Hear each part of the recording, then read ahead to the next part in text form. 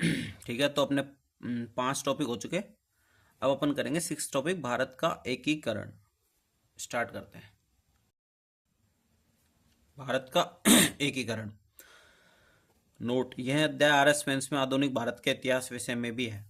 प्रथम चरण 15 अगस्त 1947 से पूर्व कुल 565 रियासतें अस्तित्व में थी, जिनमें से कुछ रियासतों में भारत को समस्याओं का सामना करना पड़ा। भोपाल, त्रावणकोर, जोधपुर। दूसरा चरण 27 अक्टूबर 1947 जम्मू कश्मीर का भारत में विलय किया गया। कश्मीर। जम्मू और कश्मीर 1947 से पूर्व एक रियासत थी, जिसके शासक हिंदू महाराजा हरि सिंह और आबादी मुस्लिम बाहुल्य थी। महाराजा हरि सिंह ने शुरू में स्वतंत्र रहने की मांग की और भारत और पाकिस्तान दोनों के साथ एक स्टैंड स्टिल एग्रीमेंट का प्रस्ताव रखा। पाकिस्तान ने इस समझौते को स्वीकार कर लिया तथा भारत ने चर्चा का सुझाव दिया। विलय से संबंधित घटनाएं। जनजातीय आक्रमण। अक्टूबर 1947 22 से 24 अक्टूबर 1947 को पाकिस्तान से सशस्त्र जनजातीय मिलिशिया ने पाकिस्तानी सेना के समर्थन से कश्मीर पर आक्रमण किया तथा बड़े पैमाने पर हिंसा और अत्याचार किए। आक्रमण का विरोध करने में असमर्थ महाराजा हरि सिंह ने भारत से सैन्य सहायता मांगी। भारत ने हस्तक्षेप के लिए पूर्व शर्त के रूप में विलय पर जोर दिया। विलय पत्र इंस्ट्रूमेंट ऑफ एक्सेशन 27 अक्टूबर 1947 को महाराजा हरि सिंह ने विलय पत्र पर हस्ताक्षर किए। परिणाम और राजनीतिक घटनाक्रम। संयुक्त राष्ट्रों की भागीदारी। यह संघर्ष पहले भारत पाक युद्ध में बदल गया। इसके पश्चात भारत ने जनवरी 1948 में इस मुद्दे को संयुक्त राष्ट्र के समक्ष रखा, जिसके परिणाम स्वरूप युद्ध विराम हुआ और 1949 में नियंत्रण रेखा लाइन ऑफ कंट्रोल का निर्धारण हुआ। अनुच्छेद 370 को भारतीय संविधान में शामिल किया गया, जिससे जम्मू कश्मीर को विशेष स्वायत्तता प्रदान की गई। 6 फरवरी 1954 को जम्मू कश्मीर संविधान सभा ने विलय का अनुमोदन किया, जिससे यह कानूनी और राजनीतिक रूप से बाध्यकारी हो गया। विशेष दर्जा समाप्त करना। अगस्त 2019 में अनुच्छेद 370 को निरस्त कर दिया गया और जम्मू कश्मीर को 2 केंद्र शासित प्रदेशों में पुनर्गठित किया गया, जम्मू और कश्मीर और लद्दाख। फरवरी 1948 जूनागढ़ रियासत का भारत में विलय। जूनागढ़ एक रियासत थी जो आज के गुजरात में स्थित थी। मुस्लिम नवाब मोहम्मद महाबत खान थर्ड थे, जबकि 80% से अधिक आबादी हिंदू थी। मुख्य घटनाएं। 15 अगस्त 1947 नवाब ने पाकिस्तान में शामिल होने का निर्णय लिया। 16 सितंबर 1947 पाकिस्तान ने इस प्रस्ताव को स्वीकार कर लिया। हालांकि जूनागढ़ की भौगोलिक सीमा पाकिस्तान से नहीं मिलती थी, इससे स्थानीय विरोध और तनाव शुरू हो गया और आसपास की छोटी रियासतें जैसे मंगरोल, बाबड़ियावाद भारत में शामिल हो गई। अक्टूबर 1947 नवाब अपने परिवार और खजाने के साथ पाकिस्तान भाग गया। दीवान शाह नवाज भुट्टो ने भारत सरकार से प्रशासन संभालने का अनुरोध किया। दीवान शाह नवाज भुट्टो ने 9 नवंबर 1947 भारत ने जूनागढ़ का प्रशासन अपने हाथों में लिया। 7 फरवरी 1948 जनमत संग्रह प्लेबिसाइट कराया गया, जिसमें 99% से अधिक लोगों ने भारत में शामिल होने का समर्थन किया। नवंबर 1948 हैदराबाद रियासत का विलय। हैदराबाद सबसे बड़ी रियासत थी जिस पर निजाम का शासन था, जिसमें मुख्य रूप से हिंदू आबादी 87% और मुस्लिम शासन था। हैदराबाद राज्य वर्तमान के तेलंगाना, आंध्र प्रदेश, कर्नाटक और महाराष्ट्र के कुछ हिस्सों को कवर करता था। शासक निजाम मीर उस्मान अली खान। जनसंख्या बहुसंख्यक हिंदू लेकिन मुस्लिम अभिजात वर्ग द्वारा शासित। राजनीतिक स्थिति 1947 में स्वतंत्रता के बाद रियासतों को भारत पाकिस्तान में शामिल होने या स्वतंत्र रहने का विकल्प दिया गया। अधिकांश भारत या पाकिस्तान में शामिल हो गए, लेकिन निजाम चाहते थे कि हैदराबाद स्वतंत्र रहे और उन्होंने अपने राज्य के लिए अंतर्राष्ट्रीय मान्यता मांगी। उन्होंने नवंबर 1947 में भारत के एक स्टैंड स्टिल समझौते पर हस्ताक्षर किए, जिसमें यथास्थिति बनाए रखी गई, लेकिन विलय से इनकार कर दिया गया। निजाम ने पाकिस्तान और अन्य विदेशी संस्थाओं से मदद मांगकर और कासिम रजवी रजाकारों का नेता के नेतृत्व वाले अर्धसैनिक समूह रजाकारों का समर्थन करके अपनी स्थिति को मजबूत करने की कोशिश की। संघर्ष के कारण। भौगोलिक स्थिति। हैदराबाद भारत के भीतर भूमि से घिरा हुआ था, जिससे इसकी स्वतंत्रता भारतीय एकता और सुरक्षा के लिए एक रणनीतिक खतरा बन गई। आंतरिक अशांति। रजाकारों और निजाम की पुलिस ने लोगों पर अत्याचार किए, जिससे व्यापक अशांति फैली और तेलंगाना विद्रोह हुआ। सांप्रदायिक तनाव।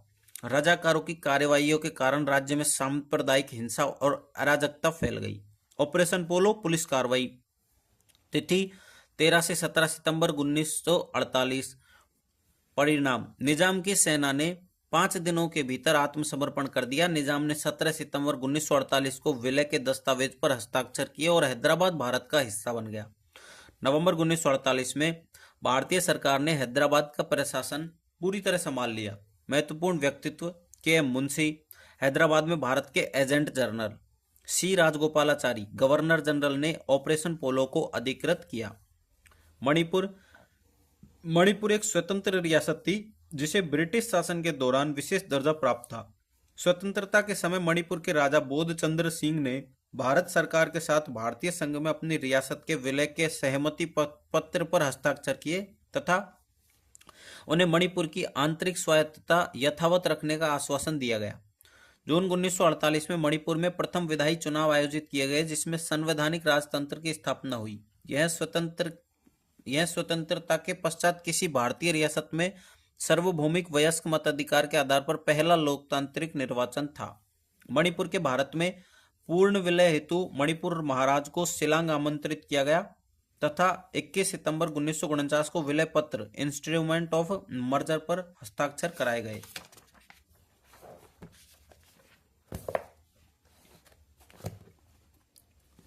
मणिपुर के भारत में विलय पर मणिपुर की विधानसभा में मतभेद थे। मणिपुर की कांग्रेस भारत में विलय के समर्थन में थी, जबकि दूसरे राजनीतिक दल इसके विरोध में थे। इस कारण यह प्रक्रिया लोकतांत्रिक दृष्टिकोण से विवादास्पद मानी गई। यह अधिनियम 15 अक्टूबर 1949 से प्रभावी हुआ तथा मणिपुर औपचारिक रूप से भारत का अंग बन गया।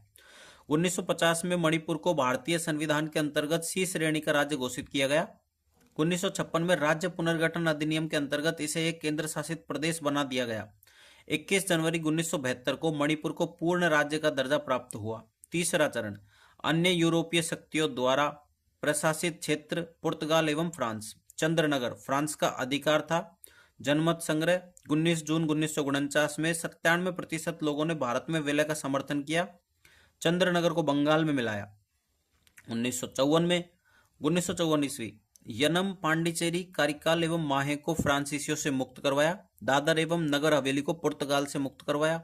1961 ईस्वी गोवा व दमन दीव को पुर्तगालियों से मुक्त करवाया। गोवा, दमन और दीव 1510 ईस्वी से पुर्तगालियों के उपनिवेश थे। जब भारत 1947 में स्वतंत्र हुआ, तब भी ये क्षेत्र पुर्तगाल के अधीन बने रहे। पुर्तगाल ने इन क्षेत्रों को भारत का अभिन्न अंग मानने से स्पष्ट इनकार कर दिया और कहा कि ये उसके ओवरसीज प्रोविंस हैं, न कि उपनिवेश। अपने लंबे शासनकाल में पुर्तगाल ने गोवा की जनता का दमन किया, वहां के लोगों को नागरिक अधिकारों से वंचित रखा तथा बलात् धर्म परिवर्तन किए। भारत सरकार ने शांतिपूर्ण तरीके से पुर्तगाल को गोवा, दमन और दीव को सौंपने का अनुरोध किया, लेकिन पुर्तगाल ने मना कर दिया। संयुक्त राष्ट्र अमेरिका व पश्चिमी देशों की सहानुभूति प्रारंभ में पुर्तगाल के साथ थी, क्योंकि वह नाटो का सदस्य था। गोवा की जनता ने स्वतंत्रता की मांग को लेकर आंदोलन किया, जिसमें महाराष्ट्र के समाजवादी सत्याग्रहियों ने भी समर्थन दिया। इन आंदोलनों में गोवा में स्वतंत्रता की भावना और प्रबल हो गई। कूटनीतिक प्रयासों की विफलता के बाद भारत सरकार ने 17 दिसंबर 1961 को सैन्य कार्रवाई करने का निर्णय लिया। ऑपरेशन विजय के अंतर्गत 19 दिसंबर 1961 को गोवा, दमन और दीव को पुर्तगाली शासन से मुक्त करा लिया गया। 1962 में गोवा, दमन और दीव को केंद्र शासित प्रदेश घोषित किया गया। 10वां संविधान संशोधन 1961। दादर व नगर हवेली को यूटी बनाकर संविधान में विशेष प्रावधान किए। 12वां संविधान संशोधन 1962। गोवा, दमन व दीव को यूटी बनाकर संविधान में विशेष प्रावधान किए। 14वां संविधान संशोधन 1962। माहे, पुडुचेरी, यनम, कराईकेल को यूटी बनाकर संविधान में विशेष प्रावधान किए। चौथा चरण सिक्किम का विलय। वंश, चोग्याल वंश, शासक धर्मराज। सिक्किम को भारत के रक्षित राज्य का दर्जा दिया गया था। इसके निम्नलिखित मामले भारत के पास थे: रक्षा, विदेश मामले और संचार। पैंतीसवां संविधान संशोधन 1974, सिक्किम को भारत का सहायक राज्य बनाया गया। इसके लिए अनुच्छेद 2A तथा 10वीं अनुसूची सम्मिलित की गई। 36वां संविधान संशोधन 1975, सिक्किम का पूर्ण विलय भारत में कर दिया गया। अनुच्छेद 2A तथा 10वीं अनुसूची को समाप्त किया गया। स्टैंड स्टिल एग्रीमेंट और अधिग्रहण साधन, इंस्ट्रूमेंट ऑफ एक्सेशन में अंतर, फॉर मेंस है, ठीक है। आधार, स्टैंड स्टिल एग्रीमेंट और अधिग्रहण संसाधन। अर्थ के आधार पर यह एक अस्थायी समझौता था जो स्वतंत्रता के बाद की स्थिति को यथावत बनाए रखने के लिए था। यह एक कानूनी दस्तावेज था जिसके माध्यम से रियासत भारत या पाकिस्तान में शामिल हो सकती थी। उद्देश्य, प्रशासनिक व्यवस्था में कोई बाधा न आए और संचार, डाक, रेल सेवाएं पहले की तरह चलती रहे। भारत या पाकिस्तान को रक्षा, विदेश नीति और संचार के क्षेत्र में अधिकार सौंपना। प्रभाव का क्षेत्र केवल प्रशासनिक सेवाओं और यथास्थिति को बनाए रखने तक सीमित था। विशिष्ट विषयों, रक्षा, विदेश मामले, संचार में केंद्र को अधिकार देता था। कानूनी स्थिति, अस्थायी और सीमित प्रभाव, यह विलय की गारंटी नहीं था।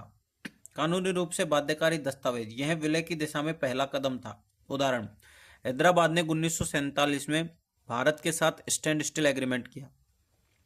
बीकानेर, जोधपुर, बड़ौदा आदि ने अधिग्रहण साधन पर हस्ताक्षर कर भारत में शामिल हुए। समय सीमा, जब तक नई व्यवस्था न हो या राज्य निर्णय न ले तब तक वैध रहता था। यह भारत के संविधान लागू होने तक मान्य था, 26 जनवरी 1950 तक। ठीक है, तो ये अपना हो चुका है। नेक्स्ट अपन करेंगे राज्यों का पुनर्गठन। ठीक है, तो भाई चैनल को सब्सक्राइब करना है ना, ठीक है, शेयर करना।